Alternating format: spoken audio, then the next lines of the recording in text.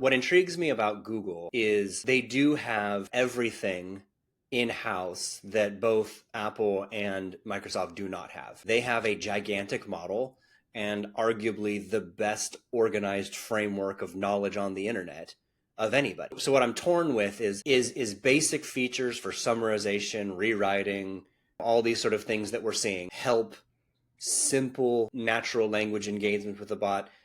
Is that enough at a system level? Because I think we would all agree, right? If Apple doesn't have a gigantic model, they're not going to let OpenAI or anybody else integrate at the system level if it's not theirs. And arguably Microsoft could be in a little bit of a similar boat, right? Let's say that Search GPT becomes a thing. And then, chat, like how deeply will Microsoft take that to the system level when they don't own it? I don't know. Maybe they'll be more liberal than Apple, but Google's got all of that. The other thing I wonder is if you're using Google services, do you necessarily need it at a system level? Because if you're already using Gmail, you already use Sure. Google Maps on like an iPhone, for example, you don't necessarily need it at a system level because you can still grab from your account.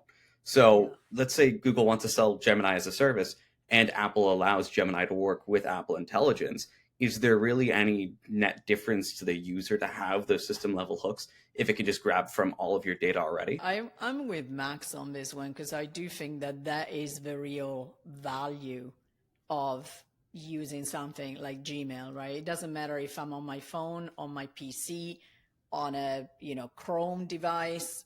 It is the same experience across all of that, and it allows me to actually go across ecosystems at a minimum, right? Because you might be Android or iOS, but then the PC comes in because there are more people with a PC on Windows than there are with either a Mac or the Chromebook. So I do think that for some users, that ability of going across is going to be the real thing. At the same time, I do think that general query is not as much of a hook as it is my personal part. So if I look at, which again, to your point, Ben, that's something that Google can do because they kind of know me across the board, the same as Apple does, but Apple doesn't have the ability to do that general search, which is why ChatGPT comes in.